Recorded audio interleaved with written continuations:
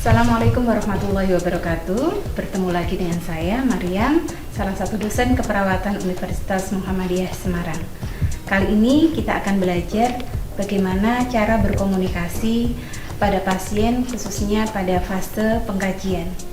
Seperti yang kita ketahui bahwa proses keperawatan untuk tahap pertama adalah tahap pengkajian.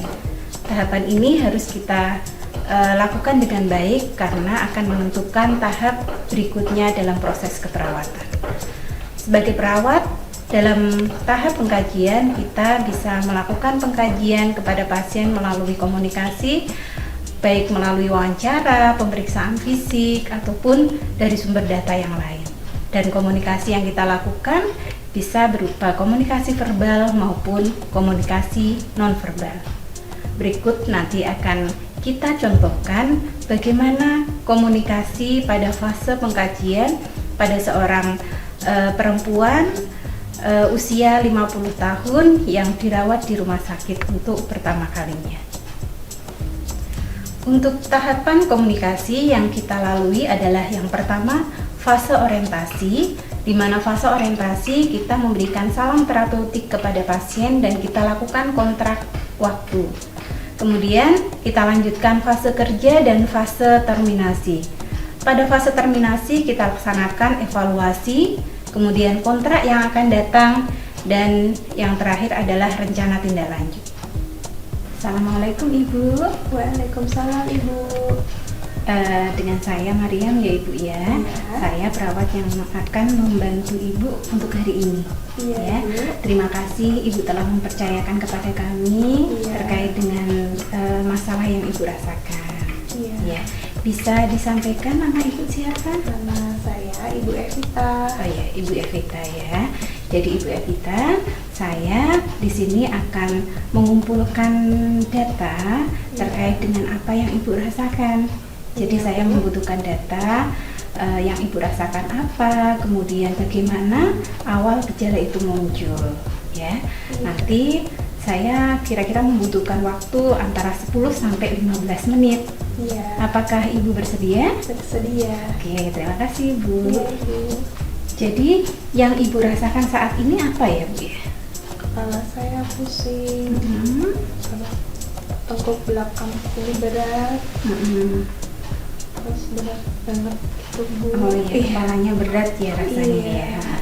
Ibu bisa menyampaikan lebih detail lagi terkait dengan kepala yang sakit tadi itu munculnya sejak kapan ya Bu ya? Sejak 2 hari yang lalu. Ya, saya punya riwayat darah tinggi. Iya Dan ya. si saya 100/90. Terus saya periksa ke dokter keluarga.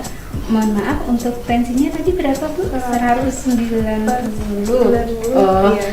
190/100 ya. Iya. Oh iya, nggih. Ibu berarti sudah periksa ke dokter keluarga sebelumnya? Sudah.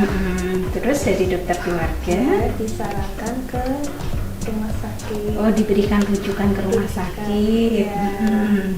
Terus ini memang rasanya kepalanya seperti Iya, apa? Bu? masih pusing Bu. Pusing ya, Iya, berat pusing begitu berat. ya. Iya. Oke. Jadi tadi Ibu sudah menyampaikan kalau kepalanya itu berat sekali ya, khususnya di tengkuk yang belakang Iya, ya. tengkuk. Terasa berat dan memang Ibu ada riwayat hipertensi ya. Iya. Ya, jadi itu yang Ibu rasakan.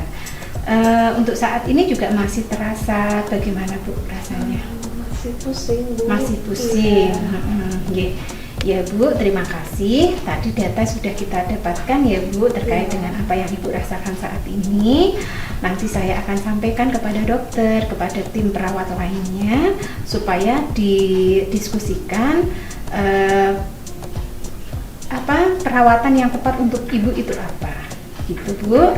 Nanti segera setelah saya diskusi dan sampaikan ke tim lainnya, saya akan mendatangi Ibu kembali untuk memberikan tindakan yang diperlukan.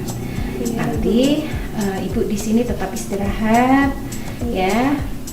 Di samping ada minum, ada makan, tetap nanti dimakan. Terus kalau Ibu membutuhkan bantuan segera Ibu bisa pencet bel ya Bu. Bel ada di sebelah kiri Ibu, nah di atas. Nah, Ibu nanti bisa tekan tombol itu kalau Ibu membutuhkan sesuatu, mau ke toilet atau mau makan atau minum tapi belum tidak bisa mengambilnya, Ibu bisa pencet bel tersebut. Iya. Ya, nanti kami akan segera ke sini. Begitu ya Bu ya. Terima kasih. Semoga segera membaik ya Bu. Iya. Saya permisi dulu. Assalamualaikum. Waalaikumsalam.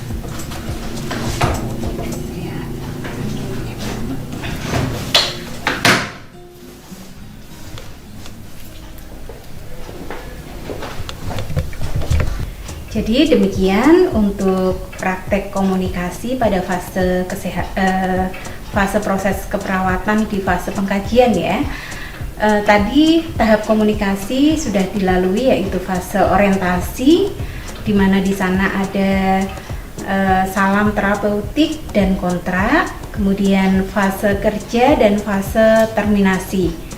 Fase terminasi yang dilakukan yaitu evaluasi, kontrak yang akan datang, dan rencana tindak lanjut. Nah, di sini selain kita melaksanakan komunikasi verbal, juga selama kita berkomunikasi kepada pasien, kita juga menunjukkan komunikasi nonverbal. Ingat kembali komunikasi nonverbal yang bisa kita lakukan, yaitu dengan tatapan ini ya, kontak mata, kemudian rasa empati, kalau diperlukan misalnya dengan sentuhan, kita berhadapan kepada pasien itu beberapa komunikasi nonverbal kita tunjukkan pada saat kita berkomunikasi kepada pasien. Demikian, semoga video ini bermanfaat untuk memahami bagaimana kita melaksanakan komunikasi pada tahap fase pengkajian. Saya akhiri. Assalamualaikum warahmatullahi wabarakatuh.